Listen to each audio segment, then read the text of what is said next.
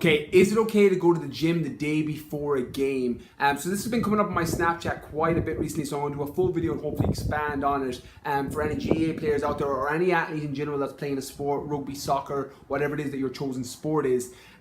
So a couple of trains of thought on this one. Personally, I'm not a huge fan of going to the gym the day before a game, largely because one, the work has been done up to that point, and you're factoring in your overall training, your nutrition should be based around your goals, so it doesn't matter what you do the day before. That should be primarily based on building up your recovery so that you're at optimal performance for your game the following day. Again, there's two schools of thought on this. I fall on the side of I prefer a rest day and a recovery day, and I'll explain more on that. The other side is that you go in and do some light work so that your muscles are firing better, so that you're actually going to perform better on the day of a game. So the two schools of thought, and there's benefits and pros and cons to both.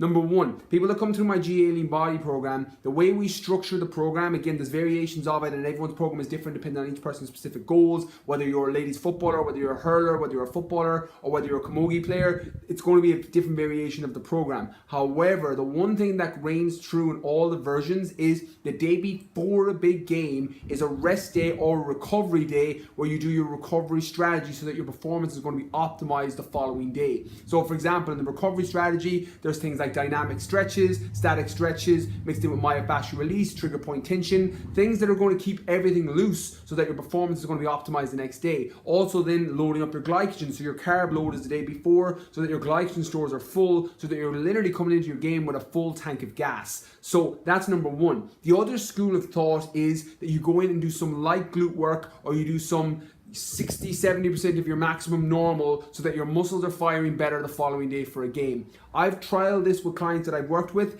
and by and large, the majority of people, assuming that you have the rest of the week on point, your nutrition's been good all week, your recovery's been good all week, and you've been hitting your gym sessions and pitch sessions during the week, that day before tends to lead to better performance because of the amount of recovery you do, the ability to load up your glycogen stores so you're not burning through them by doing the gym the day before, and then you're able to perform better on top of changing your body composition and looking the way you want to look. That comes down to what you do the other 80% of the week. The day before should be spent on optimizing everything from recovery to nutrition so that you're able to perform at your very, very best come the Saturday or come the Sunday. The other school of thought is down to your muscles getting used to firing. This normally is a factor if you haven't built your entire week around the game that's coming up at the weekend. So, for example, anyone coming to my GA Lean Body program, you know this, that when you're coming up to a peak for a game, you've got your normal gym sessions spaced during the week, mixed in with your pitch sessions. You've got your carbohydrate intake going up and down depending on whether it's a rest day or depending on whether it's a glycogen store or carb load day, or depending on whether it's a moderate training day. So your intake of carbohydrates is going to be different. So you've geared everything towards the body composition. If you're trying to build muscle, your calories are going to be higher, your protein is going to be higher, your carbs are going to be higher, you have a little bit more hypertrophy at the start of the week. If you're trying to reduce body fat, your carbohydrate intake will be slightly lower, your calories will be slightly lower as the week goes on, and then you refuel for your glycogen stores so your performance doesn't suffer even though you're changing your body composition during the week.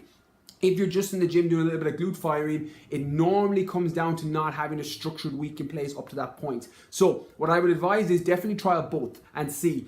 Go to the gym the day before, maybe do a little bit of upper body, do a little bit of glute work, see if it affects your performance in a positive way the following day, and then if it does, by all means stick with that. Otherwise, try having a recovery strategy and a glycogen store, and then using that day as a peak day that you're trying to prime yourself for your performance on the Saturday or Sunday, and then see which one works better and then double down on that.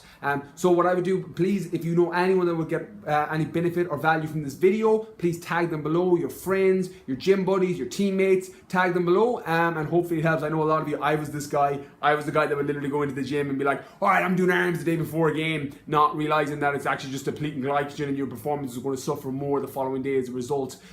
So learn from my mistakes. They say the smart people learn from the mistakes, really smart people learn from the mistakes of others, so learn from my mistakes. So hopefully you guys get loads of value from this. Tag your mates below. Thanks for watching.